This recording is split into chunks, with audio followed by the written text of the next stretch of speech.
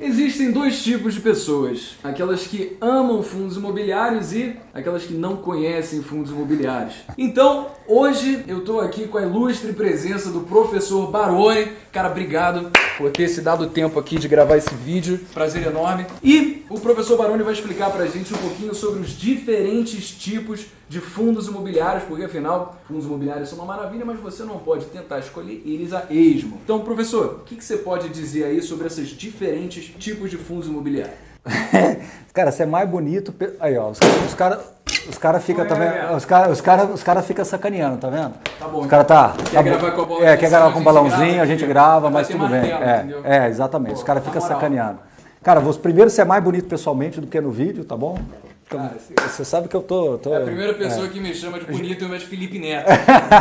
Não, você é o superboy das redes sociais. Tá? Isso, tá achando muito na bola. Bom, vamos lá. Eu até esqueci de perguntar sobre os tipos de fundos imobiliários. Então vamos lá. Tipos de fundos imobiliários. Essencialmente existem 4 tipos de fundos imobiliários. Né? Então o primeiro deles, fundos de renda, os clássicos fundos de tijolos. Ou seja, você tem um ativo que gera renda a partir de um imóvel físico. Tá? Então você vai lá no shopping center, aquele shopping center está produzindo aluguéis. A casquinha de sorvete, você toma casquinha de sorvete? Qual o sabor que você gosta? Eu gosto muito de limão. Limão, cara. Casquinha de sorvete de limão, cara. Putz, é porque... Fico imaginando o segundo sabor que você gosta. Pô. Você não baunilha, chocolate, limão. Ah, mas é porque todo mundo toma. É porque você tem que causar impacto quando... Entendeu? Ah, tá. Tudo bem. Tá. Aconteceu? Ainda bem que eu entendo de fundo imobiliário e entendo de sorvete. Então você vai lá tomar sua casquinha de limão, seu sorvetinho de limão. O que vai acontecer? Você vai receber uma participaçãozinha daquilo ali, né? Uns centavinhos vai chegar na tua conta. Então esse é o clássico fundo de renda, é aquele fundo que é o mais tangível de todos. Você consegue realmente entender de onde está vindo a origem da receita com base num galpão que está alocado,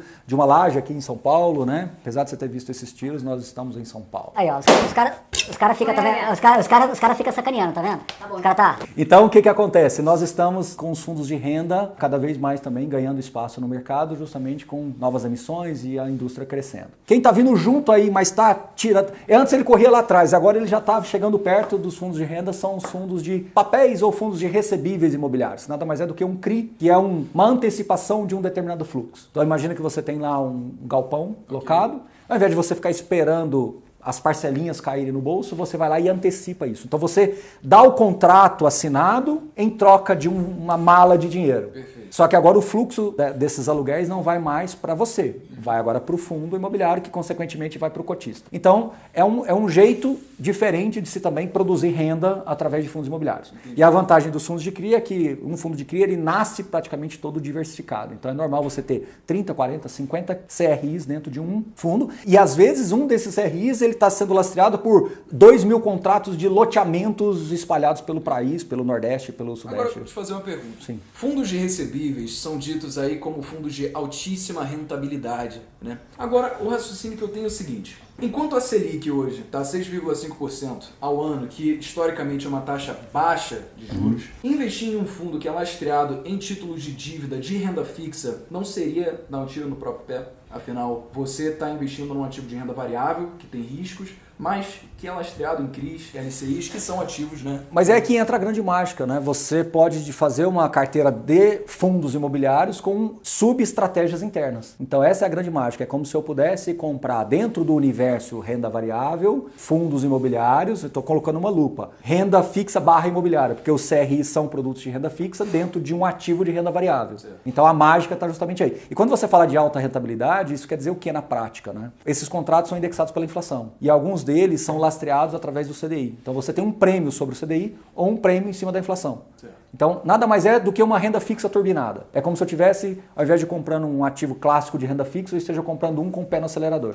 E por que você chama de alta rentabilidade? Porque na verdade ele devolve para você a inflação dentro do mês. Então no fundo de tijolo, aquela inflação talvez não vai aparecer para você naquele momento, ele vai aparecer indiretamente na cota ao longo do histórico do fundo.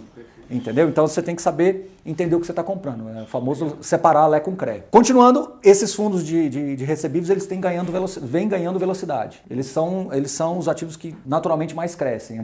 4, 5 anos atrás, talvez um pouquinho mais, eram poucos que tinham emissões, era um patrimônio muito pequenininho. E hoje ele está ganhando bastante presença no mercado. Bom, os fundos de fundos também são outros que estão ganhando presenças. Funds of funds, né? Os famosos FOFs. Né? É como se eu estivesse comprando uma cota de um fundo e uma cesta, né? E você indiretamente está acessando outros 20 fundos. Certo. ou mesmo CRIs, ou mesmo fundos de CRIs. Então imagina você comprando uma cota por R$100 e ele está distribuindo ali para outros fundos também. Aí você vai ter que procurar qual gestor que você se identifica mais. E hoje todas as casas, elas têm os seus fundos na prateleira. Então qualquer gestor que você for aqui, você vai encontrar lá. Então eu tenho um fundo de fundos para te oferecer. E a questão aí para você finalizar são os fundos de desenvolvimento, que nos Estados Unidos são bem mais corriqueiros e usuais, que é quando você vai viabilizar novos projetos. Então imagina que você tem uma gleba, né, uma área, e precisa construir casas para vender essas casas. Então o fundo de desenvolvimento ele chega justamente para viabilizar esse processo.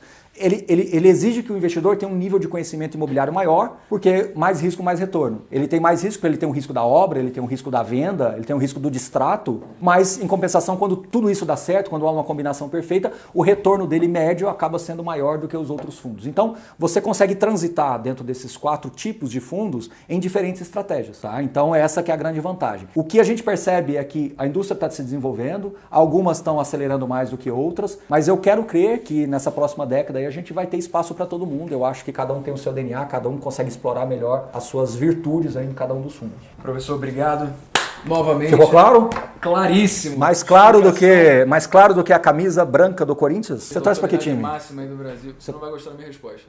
Mesmo? Se você falar Palmeiras, eu te jogo daqui de cima. Não, então eu tô salvo. Tá, então pode falar. Qualquer coisa que você falar tá valendo. O que você gosta? Zero time de futebol. Você não gosta de futebol? Não é que eu não gosto, só não tive hábito na família. Então essa é a desculpa que eu acho que é mais conveniente aí que eu dou. Então você joga golfe. Você, além de ser o superboy dos fundos imobiliários, você curte golfe, você curte assim, sinuca, clássico. Você é um cara eclético. Eu gosto de ping-pong. Professor, sigam ele no Instagram, @professor Baroni. Como é que é? @professor Baroni. Isso aí, então. Muito obrigado. Meu nome é Breno Perrucho e esse é o Jovem de Negócios.